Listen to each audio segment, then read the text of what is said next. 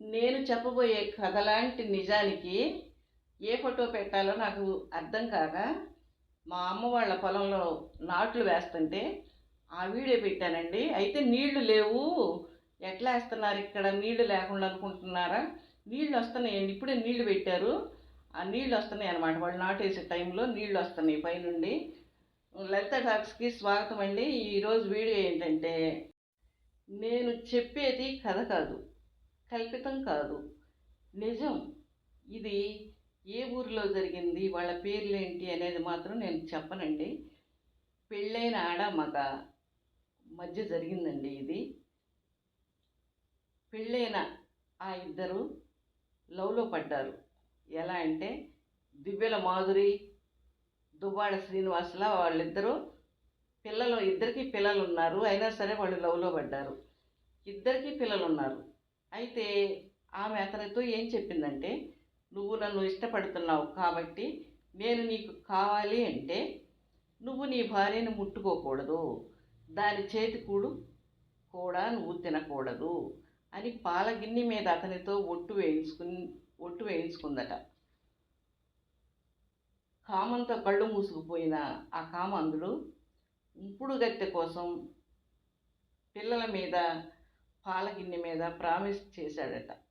తను మాట్లాడకపోయినా పాపం ఆ ఇల్లాలు పిల్లల్ని పెట్టుకుని జీవితాన్ని కొనసాగించింది. అతనికి ఉన్నట్టుండి కిడ్నీ ప్రాబ్లం వచ్చింది, జీర్ణశక్తి లేదు. హాస్పిటల్ పాలయ్యాడు. ఇంకా బెడ్ మీదే అంతా. భార్య పసి బిడ్డను సాగినట్టు సాగుతుంది. ఉంపుడు గత్తె ఊడ్చుకుపోయింది. ఇదంతా తెలుసుకున్న నాకు సినిమా పాట గుర్తొచ్చిందండి. ఏం పాట అనుకుంటున్నారు? పసుపు తాడు ఒకటే మహాభాగ్యమై బ్రతుకుతుంది పడతి పతి లోకమై, మగని మంచి కోసం పడే ఆర్తిలో సతిని మించగలరా మరే ఆప్తులు, ఏ పూజ చేసినా ఏ నోము నోచినా ఏ స్వార్థము లేని త్యాగం,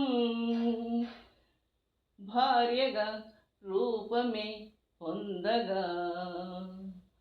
కార్యేషు దాసే కర్ణేషు మంత్రి, భోజ్యేషు మాతా శయనేషు రంభా, అపురూపమైనదమ్మాడ జన్మ, ఆ జన్మకు పరిపూర్ణత ఇల్లాలమ్మా. అది గుర్తొచ్చిందండి, ఆ పాట గుర్తొచ్చింది నాకు. ఈ పాట రాసిన మహానుభావుడు ఎవరో కానీ చెయ్యెత్తి దండం పెట్టాలండి. భార్య ఉన్నంత వరకే మగాడి అధికారమైన, అహంకారమైన, ఆనందమైన. తనెంత కోటీశ్వరుడైనా సరే భార్య లేని నాడు వాడు జీవచ్ఛవంతో సమానం.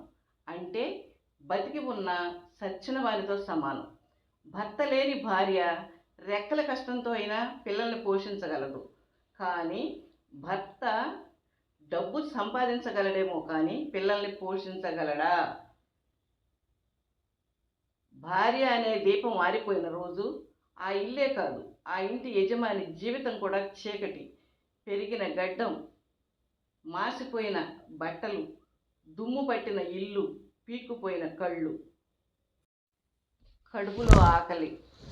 అప్పుడు గుర్తొస్తుంది భార్య. అయ్యో, నా భార్య ఉన్నప్పుడు నేను మంచిగా చూసుకోలేకపోయాను, తన ఆరోగ్యం బాగాపోతే పట్టించుకోలేకపోయాను, ఈరోజు నా జీవితం ఇలా అయిందంటే నా భార్య లేకపోవటమే కదా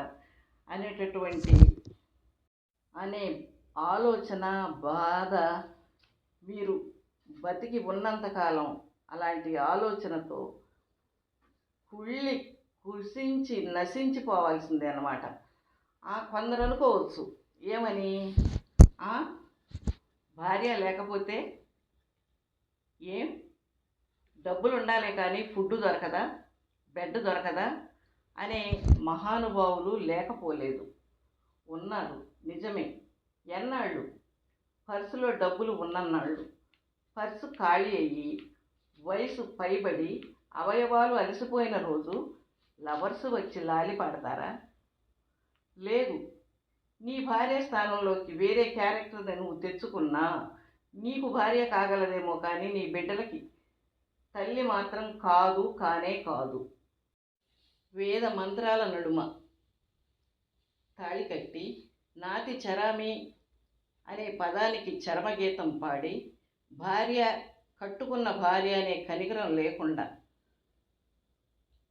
చిన్న చిన్న విషయాలకి విసుక్కోవడం, కసురుకోవడం, బూతులు అనే ఈటెల్లాంటి మాటలతో భార్య మనసును కష్టపెట్టకండి.